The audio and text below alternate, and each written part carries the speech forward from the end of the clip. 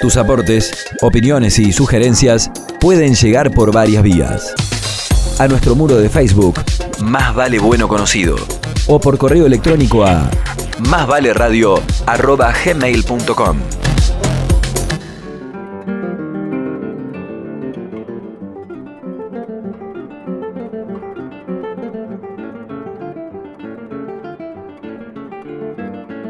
Seguimos charlando con María del Carmen Ludi. Había dejado planteado Mónica una situación que es interesante, que es sencilla incluso como para enunciar, pero que es poderosa en tanto nos moviliza efectivamente. Que nosotros podemos estar años diciendo qué pensamos sobre los mayores, hasta que estamos en la situación, y eso nos obliga a pensar en términos de coherencia, en términos de practicidad también, como hemos visto recién, y es probable que vos misma, ahora que estás en esta situación, estés mirando tu carrera, tus comienzos, ¿no? Que también se cumplió un aniversario ahora, ¿no? Sí, bueno, esas son las cuestiones que nos llevan a cada uno de nosotros a elegir un oficio, a elegir una profesión, o a veces no se elige, pero bueno, en mi caso fue mi segunda elección y lo pude después desarrollar. Y bueno, cuando yo empecé a trabajar en vejez, que empiezo a ver de qué se trataba esto, ¿no?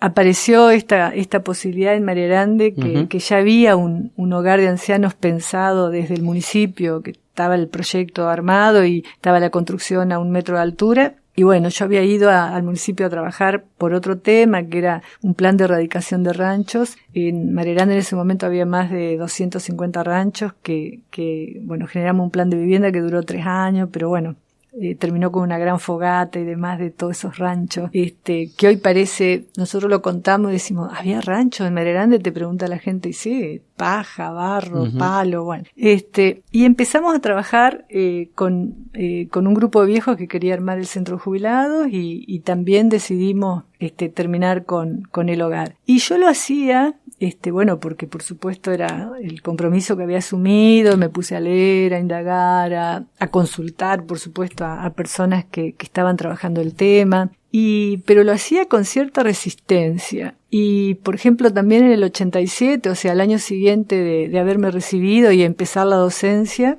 nosotros veníamos de una época de recuperación de la democracia, entonces habíamos pasado a la UNER y no había muchos docentes porque los que había habido, más que nada trabajadores sociales, o no querían volver, habían estado presos, otros habían sido exonerados y tampoco, bueno, quisieron seguir trabajando. Entonces, medio que nosotros en el 86 en marzo nos recibimos con otra compañera, con Susana Casaniga, que es un cuadro de la UNER, y a la semana siguiente éramos docentes. Y nosotros pensamos, pobres los estudiantes, ¿no? Pero bueno, le pusimos todo lo mejor. Y al año siguiente empiezo a pensar también en esto de los centros de práctica, porque siempre me manejé más que nada en la docencia, en la práctica preprofesional. Y medio que estábamos en el hogar, pero era como que en mi interior todavía no tenía claro esta cuestión de la institucionalización. Y tal vez también, por esto de algunos prejuicios, también se me colaba esto de por qué las familias institucionalizan a sus viejos, ¿no?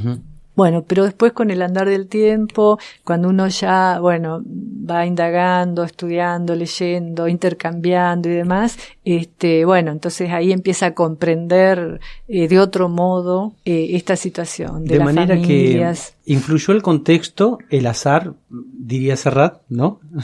Pero también tus propias decisiones, ¿no? Sí, por supuesto. Digamos que a mí, yo amo mi profesión. Y desde el principio siempre tuve claro en qué campos podría trabajar y en qué campos no. Y por ejemplo, con los niños no podría trabajar porque a mí el sufrimiento de los niños no me lo banco. Con el campo de la discapacidad depende qué discapacidades. A pesar que uno de los prejuicios o estereotipos es que vejez es igual a discapacidad, cosa que no es así. Y bueno, por ejemplo, el trabajo comunitario, yo decía, claro, nosotros nos reuníamos viernes, sábado y domingo a trabajar en las viviendas, ¿no? Porque después las personas seguían su ritmo de trabajo, su dinámica, claro. Y ahí empleados municipales ayudaban a hacer las tareas que no podían hacer las personas por el tema de las distintas formaciones y capacidades, ¿no? Entonces, ese viernes, sábado y domingo era una experiencia hermosa, porque yo siempre digo, el proyecto de levantar la vivienda en una familia con 3, 4 gurises, hacer el horno de barro porque se permitía eso, se permitía hacer un fogón, o sea, eran viviendas que vinieron enlatadas de Buenos Aires, pero desde el municipio las reformulamos, eso te daba un empuje, y además no faltaba la música, por supuesto, cumbia, etcétera, etcétera, el mate, la torta frita, bueno. Entonces, eso era como pum para arriba, ¿no? Era el proyecto, alegría, a pesar de algunas problemáticas y demás. Y era el otro extremo, o sea, empezar a trabajar con los viejos en situación de pobreza, porque hicimos mucho apoyo domiciliario en esa época desde el municipio, levantar el hogar, empezar a trabajar con el centro de jubilados, sobre todo porque después no estoy hablando de la época del 89-90 que fue terrible, o sea, en ese momento habíamos creado un grupo de trabajo comunitario que tenía que ver con la emergencia y empezamos a trabajar otra vez con otro plan alimentario, no solamente para los viejos, sino que para toda la población. Entonces, vos vas haciendo tus opciones. O sea, yo siempre digo, a ver, no tendríamos que hablar de privilegios o no privilegios porque en realidad tendríamos que tener todos las mismas. A ver, hay un autor francés, François Douet, que plantea esta gran diferencia entre la meritocracia y el tema de los derechos, ¿no? Entonces, uno escucha mucho decir, y sobre todo a la clase política, ¿no? Y a muchos funcionarios, que ojalá tengamos todas las mismas oportunidades. Y Douet dice, no se trata solo de una cuestión de oportunidades, se trata de una cuestión de posición. ¿Desde qué lugar? El otro día lo escuché a Fernández, que debe haber leído a Douet, solo que no lo citó, o Nancy Fraser, que es una de las que toma a Douet y desarrolla muy bien esta idea.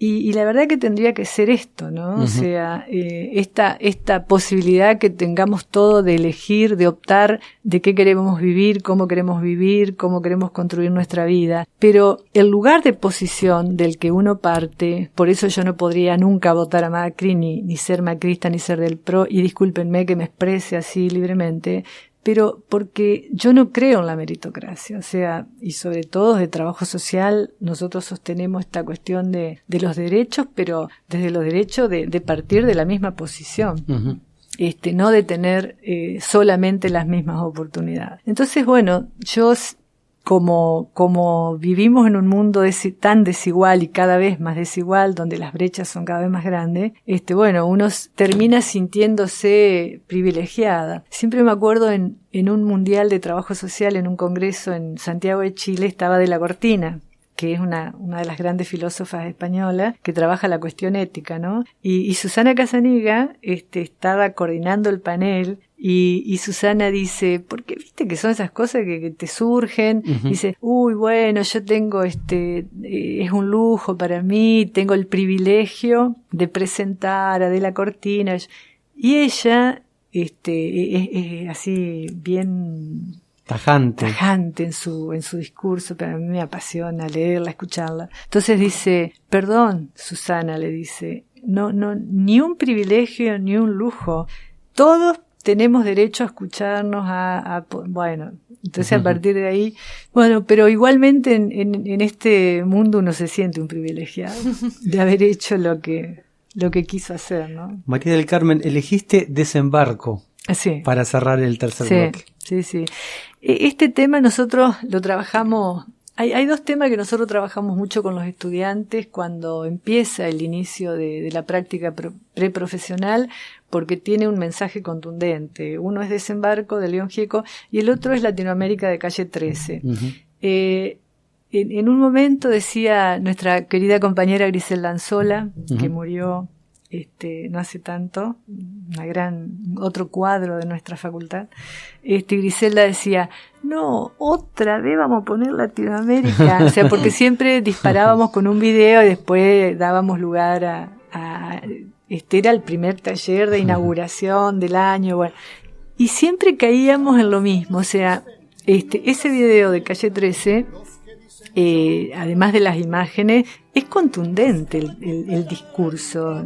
Podemos compartirlo o no, pero sí. Para nosotros y para además contagiar a los estudiantes, aunque los estudiantes últimamente era muy difícil contagiar. Después, si querés, volvemos ahí. Hay quien te ayuda a despegar y los que nunca te reconocen cuando estás vencido.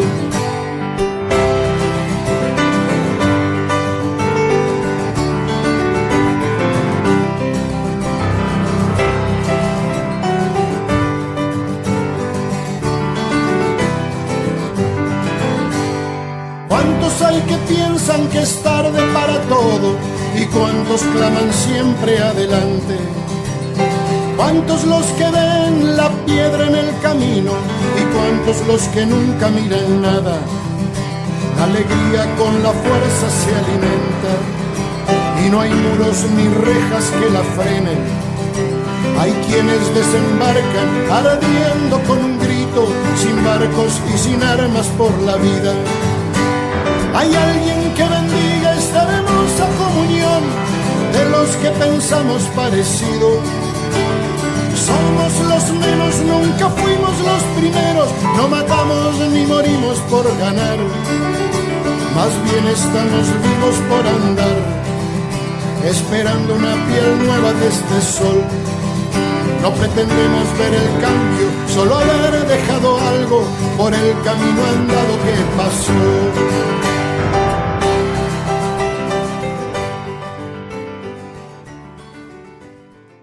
Más vale bueno conocido. Ciencia de Entrecasa.